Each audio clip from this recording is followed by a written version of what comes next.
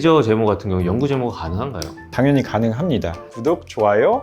안녕하세요. 에이탑 뷰티나는 클래스 탑 PD. 피부과 전문의 원용현입니다. 오늘은 이제 제모에 대해서 한번 얘기를 해볼 건데요. PD님도 제모 하시나요? 관리를 하고 있긴 한데 이게 좀 맞는지 아닌지 잘 모르겠더라고요. 궁금증을 해결하려고 원장님 찾아뵙습니다.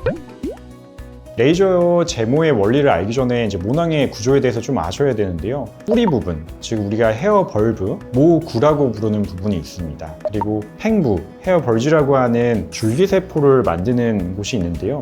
영구 제모가 확실하게 되려면은 모구가 도화선이 돼서 이쪽에 불이 붙으면 타고 들어가면서 팽부 쪽이 폭파가 돼야지 제모에 적절한 효과가 있을 수가 있습니다. 타들어가다가 팽부까지 도달하지 못하고 끊어진다고 하면은 털은 빠지는데 한 3, 4개월 뒤에 다시 털이 자라오르는 그런 현상들을 볼 수가 있습니다. 그래서 굉장히 좀 적절한 에너지를 모구에다가 줘야지 팽부까지 적절히 제거를 할 수가 있는 거죠.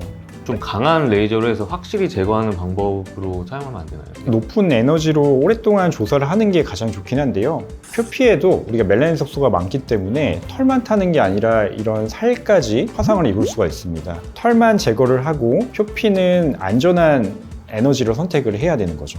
그러면 멜라닌 색소가 없는 하얀 피부이신 분들이 좀 제모에 유리한가요? 네, 맞습니다. 대비가 되기 때문에 훨씬 더 안전하고 효과적으로 제거를 할 수가 있습니다. 가정용 레이저와 피부과 레이저 어떤 차이점이 있을까요? 가장 큰 차이는 이제 바로 출력의 차이인데요. 가정용 제모기 같은 경우에는 누구나 사용을 해도 안전하게 사용을 할 수 있어야 되기 때문에 출력을 굉장히 낮게 설정을 해놓습니다. 그런데 이제 피부과에서 시술하는 레이저 같은 경우에는 의사가 직접 시술하기 때문에 굉장히 높은 출력이 특징이고요. 피부 색깔이라든지 털의 굵기, 그다음에 털의 색깔 등에 따라서 의사가 레이저의 조사 시간이라든지 에너지를 조절할 수 있기 때문에 피부과 레이저 시술이 훨씬 더 효과적이라고 볼 수가 있겠습니다. 레이저 제모는 왜 여러 번 받아야 하나요?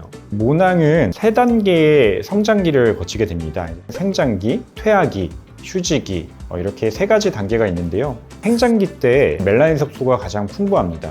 따라서 이 생장기 때 레이저의 에너지를 가장 잘 흡수하기 때문에 레이저 제모에 더 효과적이라고 볼 수가 있습니다. 그런데 모든 털들이 다 생장기에 있는 것이 아니라 소염의 같은 경우에는 70%, 팔, 다리, 겨드랑이의 경우에는 20-30%만 생장기에 속해 있기 때문에 퇴화기나 휴지기에 있는 다른 털들이 생장기로 들어올 때까지 기다려야 되는 시간이 있기 때문에 한 번으로는 없애지 못하고 주기에 맞춰서 지속적으로 레이저 제모를 해줘야지 생장기의 털들이 모두 제거가 될 수가 있겠습니다.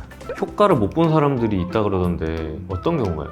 너무 까만 피부인 분들, 밀도가 높은 수염의 경우에도 화상 위험이 있기 때문에 레이저 에너지를 충분히 올리지 못합니다. 그렇게 되면은 당연히 제모가 조금 더 느려질 수밖에 없겠죠. 에너지가 아예 먹지 못하는 경우가 있는데요. 하러 오시기 전에 왁싱을 하고 오신 분들이 계세요. 모발 자체가 존재하지 않기 때문에 당연히 레이저의 에너지가 먹을 부분이 없게 되겠죠. 이런 경우에도 아예 레이저 제모에 효과가 없을 수밖에 없습니다. 흰털의 경우에는 멜라닌 색소가 존재하지 않기 때문에 레이저의 에너지가 흡수가 될 수가 없습니다. 따라서 흰털도 당연히 제모가 될 수가 없겠죠. 레이저 제모 같은 경우 영구 제모라 그러는데 영구 제모가 가능한가요?